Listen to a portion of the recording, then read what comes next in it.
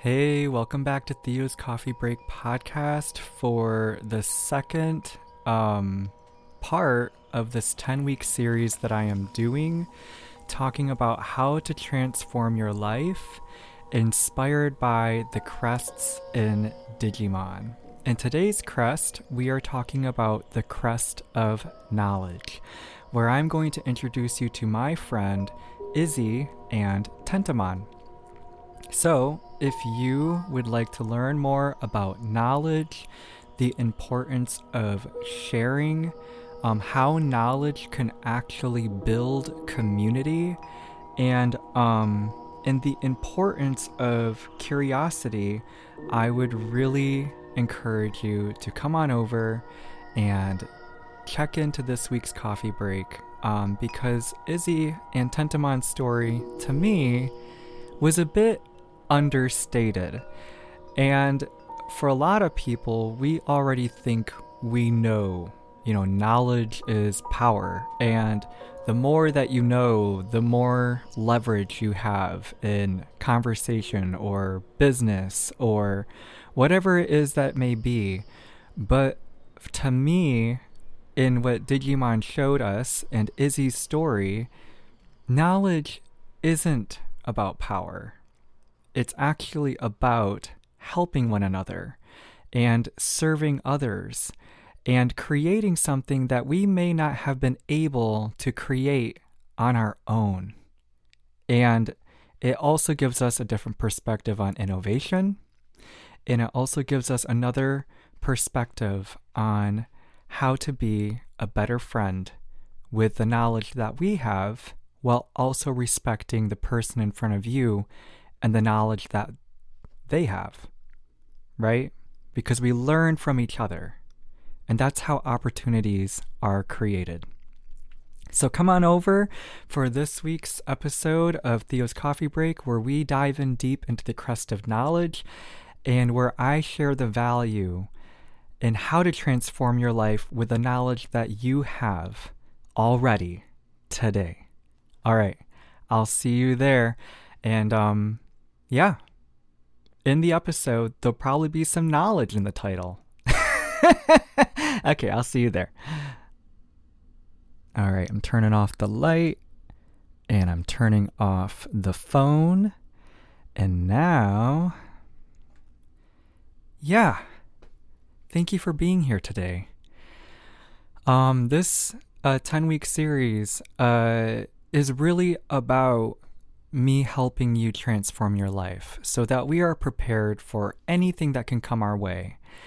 And today's episode about knowledge, I gotta be honest, I was feeling really confident about this episode until I rewatched some episodes with Izzy and Tentamon, and suddenly I was like, no, I had this all wrong, so I had to scrap the script or the ideas that I had before and start over, because this is really a powerful perspective on knowledge. So I'm going to start off with introducing you to Izzy, okay? And in the season that he utilized the Crest of Knowledge in a way that wasn't expected. So, I forgot the names of the Digimon. It was like, there was one Digimon, he looked like the alien guy from American Dad, a little sassy, a little weird. And this was a Digimon that was really into unique things, unique items, like the curiosities, the cabinet of curiosities. And he had all these strange but very unique things that had a lot of value that could not be found anywhere else. And so when he met Izzy, what he was really enamored with was Izzy's curiosity. Because Izzy's curiosity was not like anybody else's. Izzy is a deep thinker, okay? And not only is he a deep thinker, he likes to deconstruct things, which later on, throughout later episodes, as he's growing up, he's really into tech, okay? He's really into technology, he's really into innovation, and he likes to be in the know of the things that haven't been necessarily recognized yet for its potential. And so, his Digimon is Tentamon, which is also a Digimon that is like a support, like tech support. Think of Tentamon as like the Genius Bar or an Apple. Like there's all those Apple Genius people. Like Tentamon is like a thousand of those people in one Digimon. So this is why it makes sense for them to be a pair. Okay, so they come across this Digimon, and the Digimon offered, in exchange for Izzy's curiosity, he could give him all of the answers to the universe, to whatever he was curious about, whatever, anything and everything. Think of it as like Eve and the forbidden fruit. And so Izzy is like, oh my god, this is perfect. Yes, because I've been really trying to understand what is the Digiverse. What are Digimon? How is this important to Earth? Like, he was trying to make these connections, and there was no way to connect it. There was no way to understand, because it was beyond human comprehension as to what was actually happening, because it has been proven, his theories have been proven, that the digital world is an actual realm that hasn't been recognized by science. And so he was like, of course, if that's what it is, then here, take my curiosity. And Tentamon was against it. Okay? Tentamon's like, no. That don't give that up. And Izzy's like, well, if I can be able to find the answers and be given the answers, then that solves all of our problems. We can all go home, and then we can all just forget about this. Like, this is just, to him, it's becoming a waste of time being there, because he doesn't understand the value in children trying to save the world. And how can they do that? Like, it makes zero sense. None of it is logical. None of it makes sense. And so that's what he did. And then he went into a deep state of meditation. And Tentamon was fighting for Izzy's attention, fighting to please wake up and realize the big mistake that you made. That sometimes the answers aren't the solution. Sometimes having answers and knowledge isn't actually what's needed here. Sometimes you don't need to make sense of it all right now. It'll come to you later, like learning on the fly. I think that Tentamon might have even said that. He's like a beetle Digimon and he flies. But he couldn't talk Izzy out of it. Izzy was in such a deep state of meditation and trying to connect all of the dots through the answers that were being provided to him. But even then, none of it was clicking. And as Izzy went deeper and deeper and deeper into thought, Tentamon started, how do I say this nicely? De-digivolving, I think would be the nicest way to say it. Essentially, he was dying. So he went from Tentamon to Mochimon, then Mochimon to Pabumon. And Pabumon was the baby form, and the baby form of this Digimon. And Izzy still didn't care. Okay, he kept on telling Pabumon to stop crying and that to leave him alone, that he was in a deep state of meditation, and Pabumon was about to be essentially going away forever. And so he went into a deep state of sorrow and cried, wept. And as he wept, his tears started to touch Izzy. And Pabumon begged and begged Izzy to remember who he was. And finally, it clicked. That whatever Izzy was trying to figure out, it wasn't enough to sacrifice the relationship that he had with his partner. And so he came back to Pabumon and apologized, and they went and tried to find a solution, which was to get his curiosity back. In this moment, I was so deeply moved. I was so deeply moved because I think we all forget that curiosity isn't just for children. It's what makes us human. And I'm reminded, I don't remember who told me this, but there is a difference between being childlike and childish.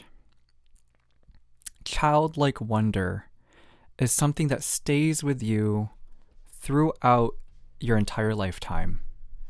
Okay? But being childish is something that we all need to learn to evolve and grow out of. Because that immaturity is what sets us back. That immaturity is what tells us that you already have it all figured out and you don't need to know more. That childish part of us are those people that go to work and do the bare minimum and they're just there for the paycheck because it's not their problem. They're just there for the money. And you know what? There's nothing wrong with that. I got to be honest. Some of these jobs out here are asking way too much and not paying enough. And I'm right there with you. But the childish part is recognizing, okay, you're probably that's probably the wrong job for you. Okay. You probably need to move on to something else. Unless it's a stepping stone into the career that you already know is meant for you, right? You got to recognize the difference between childish and childlike. Because if you are childlike, you will lead your life with a sense of curiosity to grow and adapt and evolve out of what you're already in. And there is nothing wrong with that. Absolutely nothing. Because that curiosity is what is going to bring you to more knowledge to attain what it is that you're really looking for. There was somebody that I was attending a podcast conference through Podmatch. Thank you again to Alex Sanfilippo for just the opportunities and for just being a rock star, essentially, because I still wouldn't be in podcasting if it wasn't for Alex. So thank you. He had a speaker on, Pat Flynn, where Pat talked about his book, Lean Learning, How to Achieve More by Learning Less. And one of the things that really stuck out to me here was like learning on the fly. Okay? Like there's an easy way and there's a hard way to do things. And the easy way is asking yourself, how can I achieve what I'm looking for, like in the easiest way right now? Okay? So like, for instance, I release a song every week. All right? And these songs are coming from my vault. So I can tell you and show you the journey in my story in my music career, that there was a lot of work that I did before I started making better music, before I actually made a name for myself, before the opportunities came. And a lot of these pieces of work that I'm sharing, they're legit, but they're not perfect. And so there are people out here wondering, why on earth are you doing what you're doing? Well, I'm doing this because I want to share with you the journey that came before. That in your season of darkness, it doesn't mean that you're forgotten. You were just a seed planted, and it takes time until that seed shows any kind of life. You know? And some seeds don't even get to sprout. We're not talking about blossoming. We're not talking about producing fruit. We're just talking about seeing any kind of life and seeing that breakthrough and that little sprout of life. And we're forgetting the value of that. And how are we forgetting the value of that? Is forgetting the knowledge behind the science of what it takes to be successful in anything.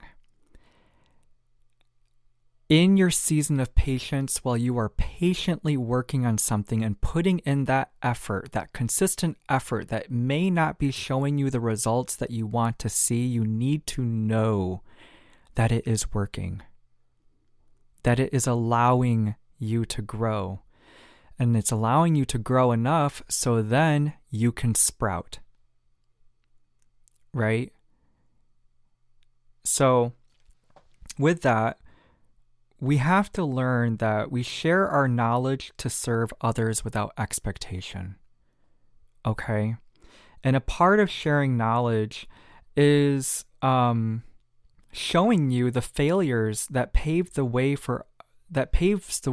for you to succeed. Okay? Like, a lot of people might think you're making a fool of yourself, but don't forget that this is your transformation period. And I gotta be honest with you. Transformation is messy. All right. We already heard the story of how the caterpillar becomes the butterfly, but a lot of us do not see what's happening inside the chrysalis. All right. It's a complete deconstruction and remaking of the caterpillar so it can be a butterfly, and it is a complete mess. All right. With that knowledge, how or why are we forgetting? That's what it takes. Why are we so quick to judge other people? Like, to me, when people judge others, I see that as like a blow to your niblets. I can't think of the word. But it's like a sucker punch, because it's like, well, what do you mean? Like, I'm doing exactly what I'm supposed to be doing. Like, I'm doing my time in the trenches. It's not going to look perfect. It's not going to sound pretty, but I have to do this in order for me to get better at my craft. And you have to also be okay with, some people are okay with not mastering their craft. They're just doing it because it's fun. They're doing it because they're finding a way to serve other people. So we need to share our knowledge without the intentions of gatekeeping, right? And to me, gatekeeping isn't leverage, okay? Gatekeeping creates stagnation. And how and why do I see it this way is because the very person that's gatekeeping this knowledge has already blocked off any kind of opportunity from letting their knowledge grow into more opportunities. They're blocking any kind of opportunity from building community. They're blocking any kind of opportunity from creating something that they may have not been able to create on their own. So this is why I am 100% gatekeeping unless it makes sense. Okay? Sorry, confirmation burp. Okay. Anyways, so to me, gatekeeping isn't ever leverage. Unless it makes sense, to which I still haven't. I would be open to hearing how it makes sense. To be honest, I would be open to that. And to let y'all know, some of you think that I'm gatekeeping. I'm not. I put it all out there in my podcast. I put it all out here, okay? Everything you need to know about how I got to where I am today is here in my podcast. You can go look at my social media. It's all there. And I am just a message away. You can ask me questions, and I will always be as transparent as possible within reason. Okay? If you're going to ask for my social security number or like any other kind of private information, of course I'm not going to give you that. All right, that's just stupid. But if it comes to like building community or like making some magic, hit me up. I'm very open about that. I'm very open to having a conversation and seeing where we can go. Okay, so to kind of get back on track here, I also want to note that curiosity is what turns knowledge into wisdom. Okay? So how and why does that work? Well, if you're curious, you're going to follow that with inspired action. Okay? And what does inspired action do? It creates new experiences. And what do new experiences create? Wisdom. Because now in those experiences, you're embodying the knowledge, you're trying it out, you're experimenting, you're having fun, and it's bringing life in humanity back into the picture, to which this is what AI cannot do. AI will never, ever, ever be able to substitute a real human being. It can try, but as we are all very aware and feeling very burned out by AI, we are already experiencing it. No, AI is not a person. AI makes mistakes. Like, it's just artificial intelligence. It will never, ever be able to substitute or replace real human experience, real human wisdom, because AI lacks curiosity. Okay. And so with that, curiosity and imagination create bright new ideas and innovation, which is something that only a human being will be able to do. And what's beautiful about that is that it's much better when it's at least two people in the conversation. Okay. And so I want to bring it back to sharing knowledge creates connection, community, and invites fun back into the workspace. And not only just the workspace, it invites that fun back into your life. For all of my people out there from the 90s, think back on your childhood and what were some of your funnest moments. I can guarantee that it was when you were playing with others. And when you were playing with others, it wasn't a competition. Those are some of my funnest memories. When it wasn't about rivalry, it wasn't about who was the best. It was about us just having fun together. And those memories cannot be replaced by artificial intelligence. It cannot be replaced by competition. And most importantly, it will never be able to talk anybody out of the importance of being curious in your life. Okay, so just like what Tentamon was trying to tell Izzy, answers are not always the solutions.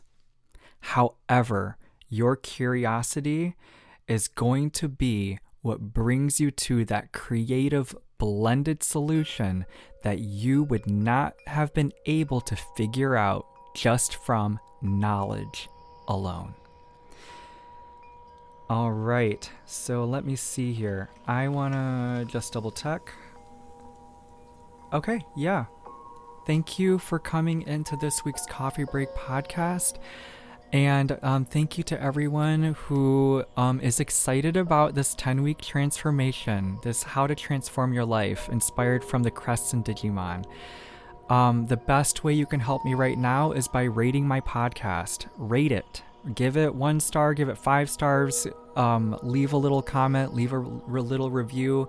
That's going to help me the best. You can do that on Apple, you can do it on YouTube, you can do it on Spotify, wherever you are listening to this podcast. It would really help.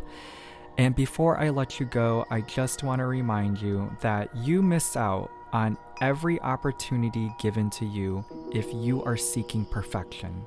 So please keep going, keep trying, and share what you learn along the way, because you never know whose life you're going to impact in the biggest way if you just keep your knowledge to yourself. All right. With that being said, always remember, you are always welcome at my coffee table. And until then, take care, be kind, and I cannot wait to see you in next week's episode. Bye for now.